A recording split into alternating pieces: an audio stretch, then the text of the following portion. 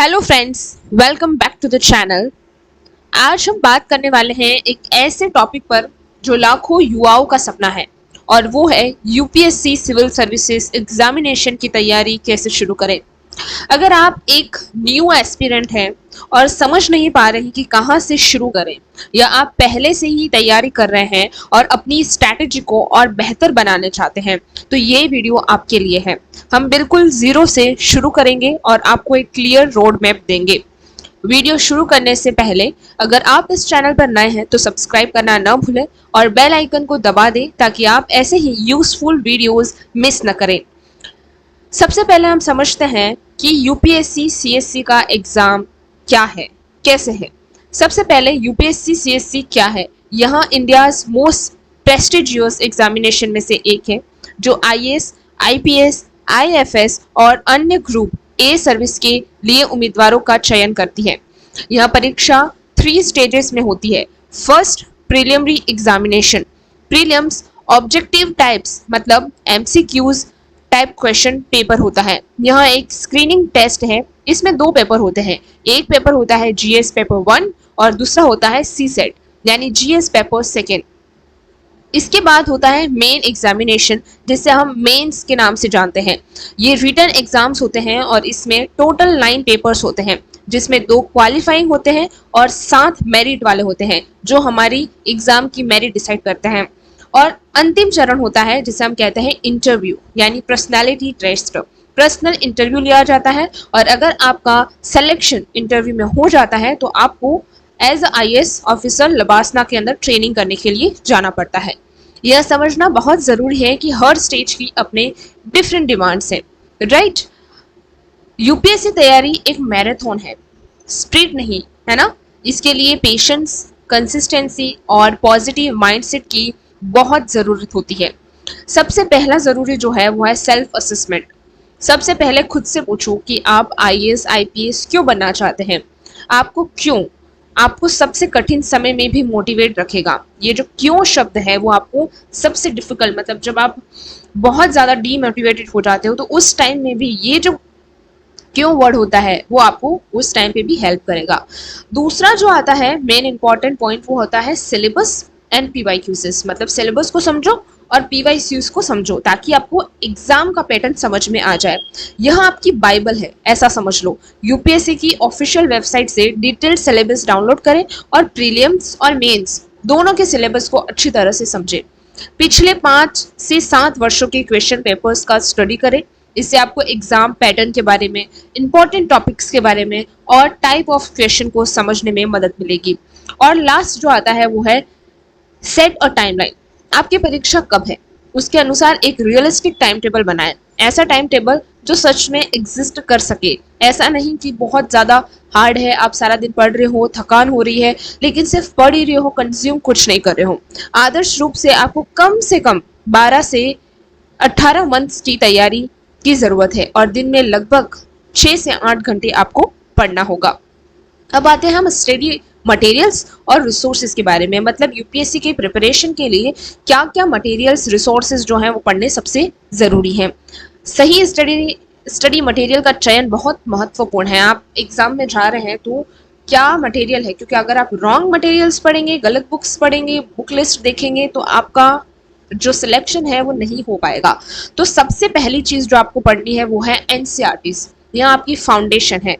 कक्षा 6 से लगाकर 12वीं तक की एनसीईआरटी हिस्ट्री की, ज्योग्राफी की, पॉलिटिकल साइंस की, इकोनॉमिक की और साइंस की। अगर आप ये सारी एनसीईआरटी अपने सिलेबस में कवर करना चाहते हैं तो हमारा एक और चैनल है जिसका नाम है दिया कोचिंग क्लासेस। अगर आपको सिलेबस कवर करना है एनसीईआरटी की डिफिकल्ट से डिफिकल्ट, अगर आपको कंसेप्ट समझने हैं तो हमारे चैनल पे आप जा सकते हैं, विजिट कर सकते हैं। वहाँ आपको सिलेबस बहुत अच्छे से नोट्स प्रोवाइड करवाए जाते हैं और साथ ही में कॉन्सेप्ट जो है वो क्लियर हो जाता है। अभी जून से ही क्लासेस जो है वो बहुत फ्रेश स्टार्ट हो रही हैं, तो आप वहाँ जाकर सब्सक्राइब कर ले चैनल को और सारे कंटेंट को, मतलब हर दिन एक वीडियो आपके लिए आएगा और आप अपना एनसीईआरटी का जो सिलेबस है वो समझ सकेंगे। तो कम से कम 2-3 बार आपको ये पढ़नी है। तो उस क्लासेस के अंदर आपको रिवीजन भी करवाया जाएगा और साथ ही में पीवाईक्यूज भी सॉल्व करवाए जाएंगे। तो आप अभी उस चैनल पर जाकर सब्सक्राइब जरूर करें। पहले सब्जेक्ट वाइज पढ़े, मतलब एक एक सब्जेक्ट लीजिए, फिर नोट्स बनाएं। तो आपको नोट्स वहीं पे प्रोवाइड करवा दिए जाएंगे, आपको वहां से अच्छे खासे नोट्स मिल जाएंगे ताकि आपका टाइम बचे, है ना, ताकि आपका टाइम बचे ज़्यादा से ज़्यादा। और दूसरा जो है वो है स्टैंडर्ड बुक्स होती हैं, एनसीईआरटी के बाद आप इन पर जाएंगे क्योंकि बेसिक आपका अब कवर हो गया है। अब आपको स्टैंडर्ड मतलब एडवांस लेवल की बुक्स पढ़नी होगी, मतलब जो टॉपिक आपने एनसीईआरटी में कवर कर लिए हैं उसको और डीपली हम क्या करेंगे, समझेंगे। जैसे पॉलिटी के लिए ये आप एम लक्ष्मीकांत, बहुत ही इंपॉर्टेंट बुक है। उसी तरह से मॉडर्न इंडियन हिस्ट्री के लिए स्पेक्ट्रम बाय राजीव अहिर, ये बहुत इंपॉर्टेंट है। इसके बाद इंडियन इकोनॉमी के लिए आप या तो रमेश सिंह पढ़ें या फिर संजीव वर्मा या मृणाल सर के कुछ नोट्स वीडियोस हैं यूट्यूब पे, आप उसे पढ़ सकते हैं। और अगर आप कोई कोचिंग क्लासेस ले रहे हैं तो आप वहाँ के नोट्स भी प्रेफर कर सकते हैं। ज्योग्राफी, जो कि बहुत ही इंपॉर्टेंट सब्जेक्ट है इस पूरे एग्जाम का, तो इसके लिए आपको एक तो क्लास 11th और 12th की एनसीईआरटी तो आपने पढ़ी ही है, तो वो बेस होगा और वही पढ़ेंगे तो आप बहुत ही ज़्यादा आपका जो क्वेश्चन है वो वहीं से कवर हो जाते हैं। लेकिन अगर आप और ज़्यादा डीप पढ़ना चाहें तो आप जीसी लियोंग की एक बुक है उसे पढ़ सकते हैं। इसके बाद आर्ट एंड कल्चर की अगर बात करें तो उसके लिए बेस्ट बुक जो है वो नितिन सिंघानिया की है, जिसमें आपको नोट्स के फॉर्म में पूरा जो समझाया गया art and culture chapter wise. Environment के लिए आपको शंकर आईएएस की बुक पढ़नी चाहिए और साइंस एंड टेक्नोलॉजी के लिए आपको करंट अफेयर ही पढ़ना चाहिए क्योंकि उसके लिए कोई स्पेसिफिक बुक नहीं है, बहुत ही वैराइड जो है कंटेंट है, सिलेबस है इसका और बहुत ही शॉर्ट है। लेकिन करंट अफेयर से ये हद तक, ज़्यादा हद तक जो है 80 to 90% आपका science and technology current affair से कवर हो जाएगा। और इसके बाद आता है हमारे एथिक्स, जिसे हम जीएस पेपर 4 कहते हैं। उसके लिए आप लेक्सिकन या फिर सुब्बाराव की जो बुक होती है वो कर सकते हैं क्योंकि एथिक्स को आपको क्लासेस ले सकते हैं, कोचिंग क्लासेस आपकी जो है वो प्रिफेयर कर सकते हैं।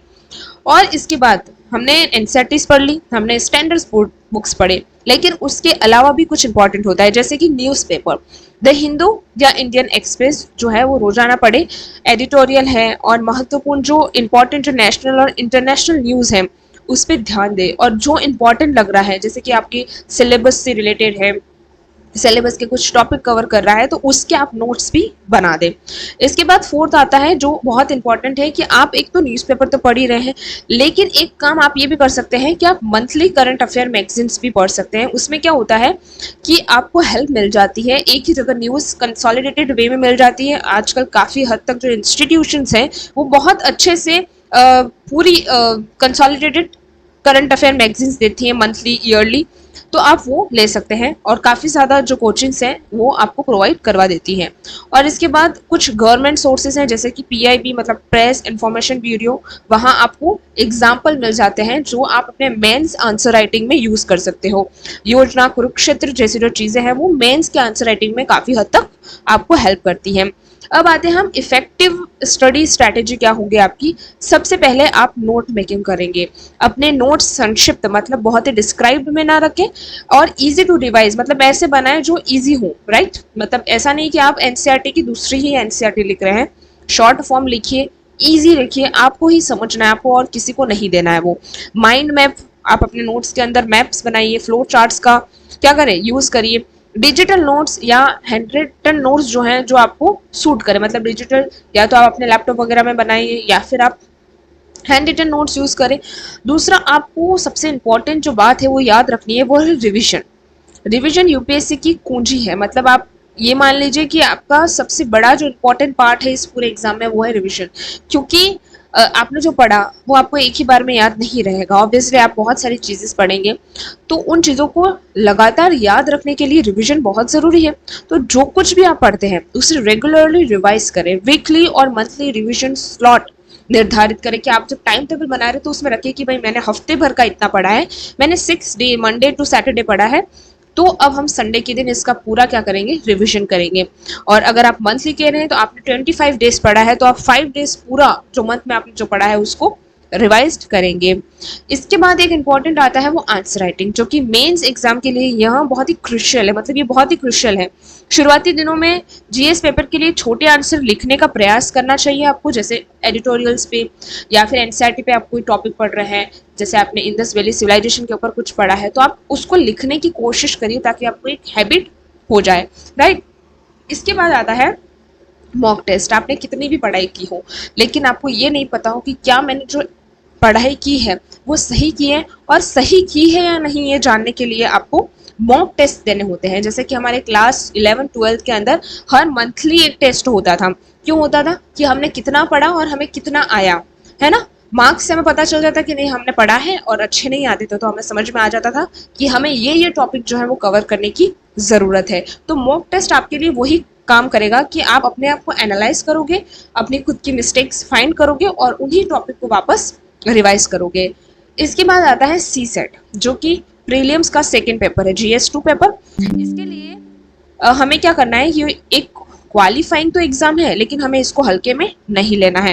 प्रीवियस ईयर क्वेश्चंस जो हैं सॉल्व करने हैं, कुछ क्लासेस लेनी है, काफ़ी सी सेट के ऊपर बुक्स आती हैं, इंटरनेट पे आपको मिल जाएगी, आप वो देख सकते हैं। और इसके बाद आता है ऑप्शनल सब्जेक्ट।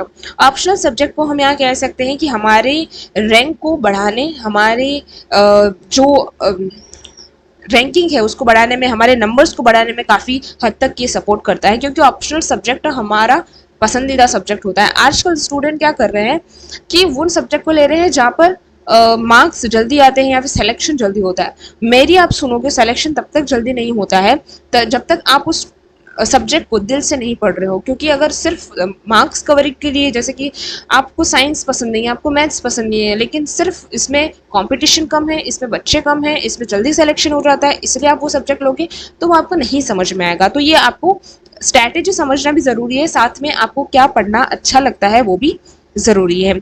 ठीक है, इसके बाद कुछ कॉमन मिस्टेक्स जो हैं वो आपको अवॉइड करनी पड़ेगी। तो जैसे सबसे पहले बहुत ज़्यादा सोर्सेस आपको नहीं लेने हैं। कुछ किताबें लीजिए अपने सिलेबस के हिसाब से और उनको ही कंटिन्यूसली रिवीजन करिए। ऐसा नहीं कि पूरी लाइब्रेरी बना के रख दें। दूसरा है लैक ऑफ रिविजन, या अगर आप पढ़ते हैं और आप न्यू सोर्स पढ़ते ही जा रहे हैं, लेकिन जो आप पढ़ चुके हैं उसका रिविजन अगर आप नहीं कर रहे तो वो सबसे बड़ी गलती होगी आपकी। थर्ड है करंट अफेयर को इग्नोर करना। हम जितने भी टॉपर्स हैं उन्होंने कहा है कि 60 to 70%, मतलब 50-60%, 70% जो एग्जाम है वो वही टॉपिक है जो करंट अफेयर में आ रहे हैं, मतलब उसका ही पूरा जो डिटेल है वो पूछ रहा है। तो करंट अफेयर आपके लिए बहुत इम्पोर्टेंट होगा। इसके बाद आता है आंसर राइटिंग, है ना। तो आंसर राइटिंग आपको बहुत ही अच्छे से करनी है, इसे आप एक आर्ट समझिए। जितना ज़्यादा प्रैक्टिस करेंगे उतना ज़्यादा अच्छी होगी। और फिफ्थ आता है लैक ऑफ सेल्फ बिलीव, यानी पॉजिटिव रहें और अपनी एबिलिटी पर बिलीव करें। और मैंने स्टार्टिंग में कहा कि क्यों शुरू करना है और क्यों बनना चाहते हैं, वो पूरे जर्नी में आपको याद रखना है, क्योंकि वो ही एक चीज़ है जो आपको मोटिवेटेड करेगी। क्योंकि आपको हर महीने ये लगेगा कि नहीं हमसे नहीं हो रहा है, हम अपना कुछ और ही कर लेते हैं। एक्सेसिव सोशल मीडिया यूजेज, तैयारी के दौरान अपने स्क्रीन टाइम को कंट्रोल करें, क्योंकि डिस्ट्रैक्शन काफ़ी है और अगर आप डिस्ट्रैक्शन से बच जाते हैं तो आपका सिलेक्शन हो जाएगा। अब बात करते हैं, एग्जाम्पल है कि जैसे डेली स्टडी प्लान कैसा होगा उसे। तो सिर्फ एक एग्जाम्पल है, आप इसे अपने कन्वीनियंस के अनुसार कस्टमाइज कर सकते हैं। जैसे कि सुबह में आप 3 घंटे पढ़िए, 3 घंटे में आप क्या करेंगे, जैसे न्यूज़पेपर कवर करिए और पूरा करंट अफेयर आप कवर कर लीजिए। इसके बाद दोपहर के जो 4 घंटे होते हैं इसमें आप GS सब्जेक्ट जो है जैसे हिस्ट्री हो गया, ज्योग्राफी हो गया, उससे आप पढ़िए। इसके बाद शाम के 3 घंटे, मतलब जो इवनिंग के 3 आवर्स होते हैं उसमें आप ऑप्शनल सब्जेक्ट सी सेट या फिर आंसर राइटिंग प्रैक्टिस करिए। और उतना ही टाइम टेबल बनाइए, उस तरीके से ही बनाइए जितना आप पढ़ सकते हो, क्योंकि आपकी हेल्थ पर अगर उसका असर पड़ रहा है, आपका माइंड पे आपकी असर पड़ेगा तो फिर वो अच्छा नहीं रहेगा। ठीक है, और रात को आप रिवीजन करिए, ठीक है, और नेक्स्ट डे की प्लानिंग करिए। तो ये कंटिन्यूअसली आपका रोज का रोज चलता रहेगा जब तक आपका सिलेक्शन नहीं होता। ठीक है, तो दोस्तों यूपीएससी सीएससी की तैयारी एक जर्नी है जिसमें कंसिस्टेंसी, एफर्ट्स, डेडिकेशन और राइट स्ट्रेटजी की आवश्यकता होती है। हम सभी को पता है कि ये सभी चीज़ें बहुत ही ज़रूरी है। और याद रखें, हर सक्सेसफुल कैंडिडेट ने 0 से शुरू की है और आप भी कर सकते हैं। सबसे इम्पॉर्टेंट बात यह है कि आप अपनी जर्नी का एंजॉय करिए, लर्निंग प्रोसेस को एम्ब्रेस करें और कभी गिव अप ना करें। अगर आपको यह वीडियो हेल्पफुल लगा हो तो इसे लाइक करें, अपने दोस्तों के साथ शेयर करें जो यूपीएससी की तैयारी कर रहे हैं, और मुझे कमेंट में बताइए कि आप और कौन से टॉपिक पर वीडियो देखना चाहते हैं। अगले वीडियो में मिलते हैं, तब तक के लिए पढ़ते रहिए, सीखते रहिए और आगे बढ़ते रहिए। जय हिंद, धन्यवाद।